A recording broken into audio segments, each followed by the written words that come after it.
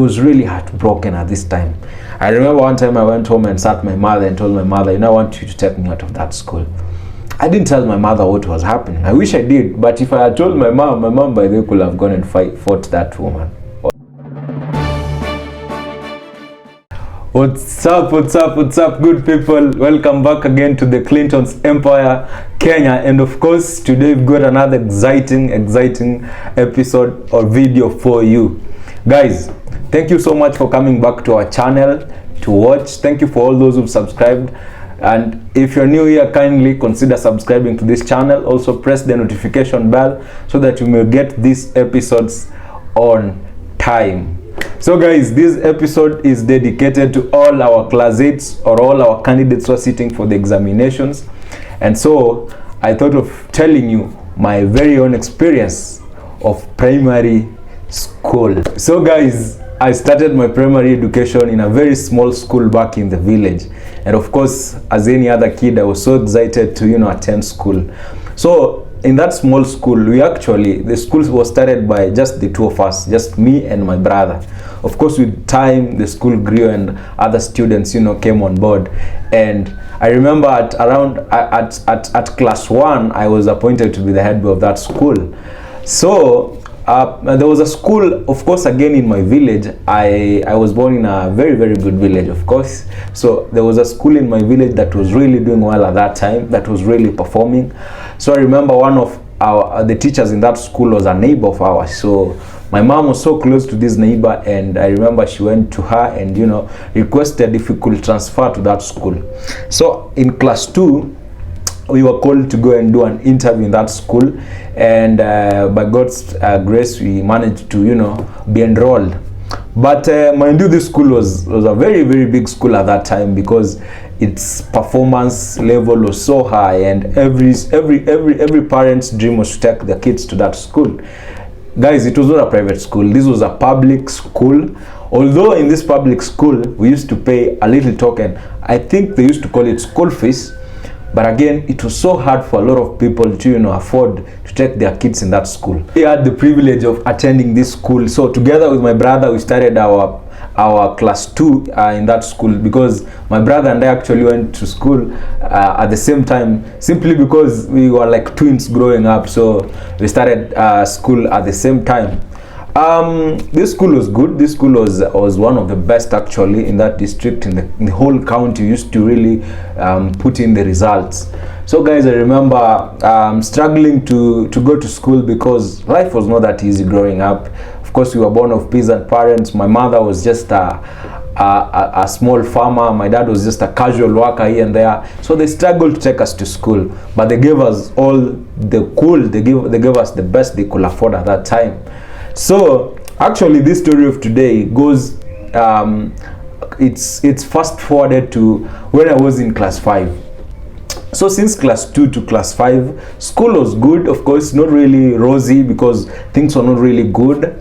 But when I got to class 5, as I've said earlier, this school was a classy school. Like, most people who took their kids to this school were presumed to be rich, because a lot of people who are low in the society never used to take their kids in this school. So when I go to class 5, guys, I remember one teacher coming to that school. She was transferred to our school, and she came to our class to teach us English. And I remember this day, because this teacher really told me things that changed my life forever. So guys, I will mention her name, because wherever she is, if she's watching this, she has to know that this thing really affected my life in the long run. So this teacher came to our school when I was in class 5, and apparently she was brought to our class to teach us English. I was one of the best students at that time in that school in this subject, because I have been performing on the English subject since I was younger than that. So when this teacher came, I remember her first time she came to our class, I was seated in a corner, of course, with all other students. And immediately she introduced herself and told us her name. The next thing that this teacher saw was me, so she pointed me out. And I remember her saying words that are stuck in my heart till to date. So she asked me to stand up on the very first day that she came to our class. So she asks me to stand up, and of course I stood up. I didn't know what she wanted, but she asked me if there was water at our place. Apparently, guys, we used to wear I think it was blue shirts and with white strips. So I only had one since class 2. Since I went to that school, I remember when I first joined the school, I remember like the first uniforms that my parents bought me when I was in class 2 were the same uniforms I was wearing when I was in class 5. So this teacher called Madam Jacqueline decided to shame me in front of students, and she asked me if there was water at our place. I didn't know why she asked me that, but she said I looked like a fox at that time, and you know, the whole class laughed about it. It was a moment of like of laughter, so everyone, you know, burst into laughter.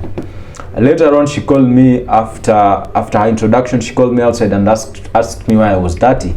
I didn't realize I was dirty at that time, because to me my shirt was clean, you know.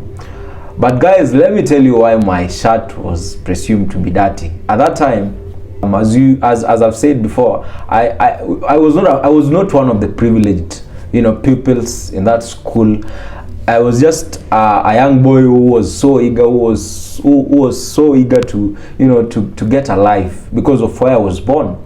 So I used to wash my uniforms every evening after school. So if you close school at 5 p.m, I'll get home, I'll wash my uniforms, I'll hang them, and then tomorrow at 5 a.m, because we used to go to school around 5:30 a.m, I could still don them. So guys, I didn't realize my uniform was dirty, but because this uniform had been worn a lot of times, and sometimes there was no soap at home to wash the uniform, so I could just, you know, wash the uniform with bare water. As I grew old, I realized maybe this shirt of mine was stained, because I used to wear navy blue shorts, and of course the shirts that as I've mentioned, had some white strips. So I presume because I'd washed my shirt a lot of times and without soap, sometimes it might have stained. So the teacher didn't understand what was happening, but she decided to bully me. I call that bullying, because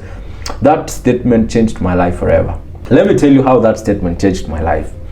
As I've said, I was in a school so many students in that school were presumed to be privileged. Most of them were teachers' kids. Others had good parents with, you know, with money, because of where they came from. So guys, since that time, I'm saying this teacher called me, she called me some other names, but the statement that I remember vividly was her calling me a fox. And guys, for the next 3 years in that school, it was never the same again, because a lot of other students started bullying me. Older students, I don't know how this message got out of that classroom, but a lot of students, you know, started bullying me and calling me a fox every time. This made me so uncomfortable. I remember at some point, I didn't even want to go to school. I didn't have friends, because no one wanted to be associated with a fox. And guys, I remember like my performance really declined, because until this point I was a very top performing student. I was amongst the best performing students, but this thing really affected my stay in that school. I felt like I didn't belong there. I felt like I was in a place where I didn't belong, because for the next 3 years in that school, guys, I could wake up, go to school, and I could see this teacher in my class every day, and I really hated her, because she didn't know. I didn't go to her and speak about the things that I was going through outside the classroom. I remember very well, there's this one boy who we used to go in the same route with at home, and this guy, every time we met on the roadside, he could abuse me. He could call me all sort of names, but of course he could call me a fox, and he could laugh. I was really heartbroken at this time. I remember one time I went home and sat my mother and told my mother, I want you to take me out of that school. I didn't tell my mother what was happening. I wish I did, but if I had told my mom by the way could have gone and fought that woman or that teacher.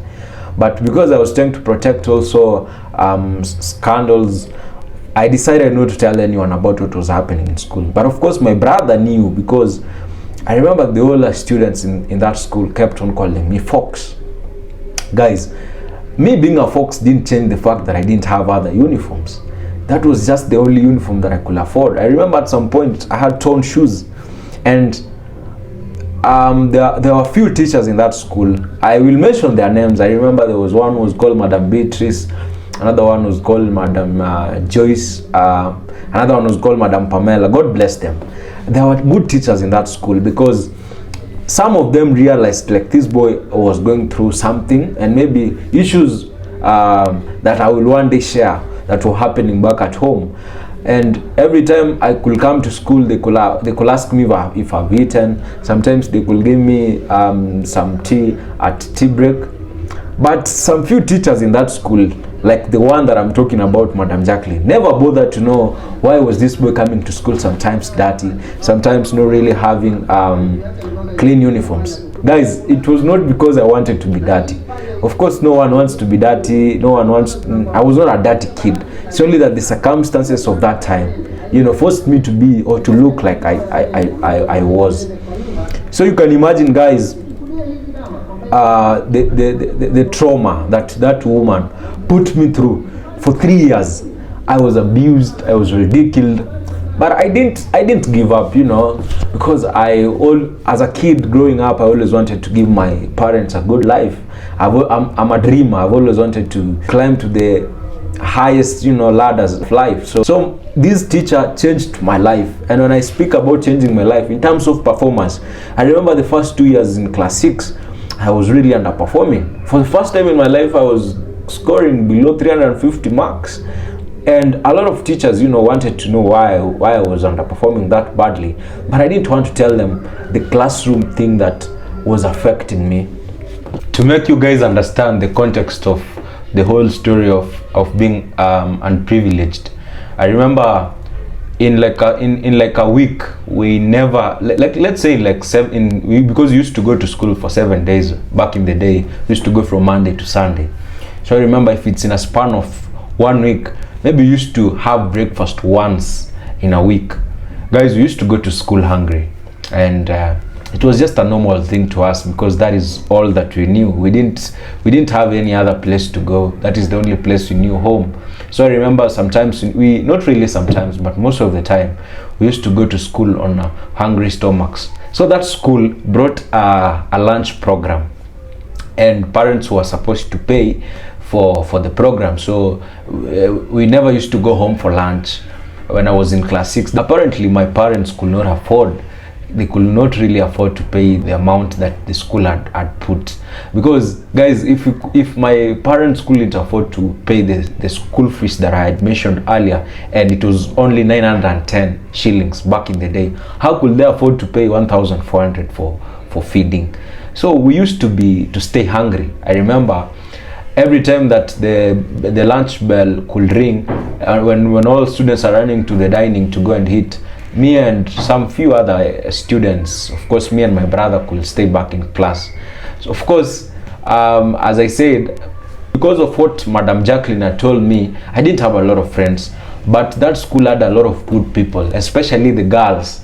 Really were very good hearted, because I remember some of them used to come with packed lunch, so they could go serve their food sometimes, and then they could eat a little bit of it, and then they could bring it to us, to me, let me say to me, because some pupils were good, they were kind hearted. So guys, that is how we used to survive back in the day. So guys, the reason as to I'm sharing this story is because I know there are so many other students just like me who've been taken to school by parents who are not able to afford basics, like good uniforms, because there are parents who afford like 5, 6, 7 uniforms. A kid who has 7 uniforms, he or she changes a uniform on a daily basis. And there are those just like me who cannot even afford to have like a complete set of uniform. So guys, my plea to teachers, because teachers are like our second parents, because a lot of students, a lot of pupils, a lot of children spend a lot of time with teachers, some even more time than how they spend time with their parents. I'm just pleading to all teachers, before you start bullying a student, before you start bullying a pupil, kindly can you just have a sit down with them, have to understand their background. Where do they come from? What are the challenges that this kid is going through? Because guys, white that I was weak, then I don't know where I could be. Maybe I could not be here today sharing my story with you. Maybe I could be a chokora somewhere, a street child. Maybe I could have dropped out, because I also understand there are so many kids and kids who've dropped out of school because they were bullied by teachers, because a teacher told you cannot make it in life, and so you decide, okay, if a teacher who is my second parent can tell me such things, why should I be in school? So teachers should be considerate, because we can never be equal. To students who may feel like they do not belong, guys, do not give up, because if Clinton gave up, I could not be where I am today. It's because I steered on, I put in the resilience, and that is why I am where I am, and I am where I am. For those teachers who bully kids and don't understand their situation, their background, if you're there as a teacher and you bully a student, if you're there as a teacher and you don't take your time to understand your pupil, shame on you. Madam Jacqueline, shame on you. That young boy you bullied so many years ago made it out of school. That young boy who you bullied so many years ago still has dreams, and very big dreams. So guys, I know that some of you have also gone through these challenges that I've also gone through. Guys, tell us on the comment section if any of you has gone through any challenges in school. Bullying, they might be bullying from teachers, or even bullying from students, from other students, or even lack of school fees. Because guys, let me tell you the truth, some of us are just products of grace, because I don't know if I ignore that God's grace is sufficient, we don't know where we could be, but we are here today, and I'm here, sharing with you my story. Guys, tell us on the comment section what you think about this story. Guys, tell us on the comment section what you think about those teachers who bully students without understanding their situations. And guys, please subscribe to this YouTube channel. This is our channel. Kindly subscribe to this YouTube channel and let us grow together. Let us share these stories together. Until next time, guys, it's your boy Clinton. Gracias.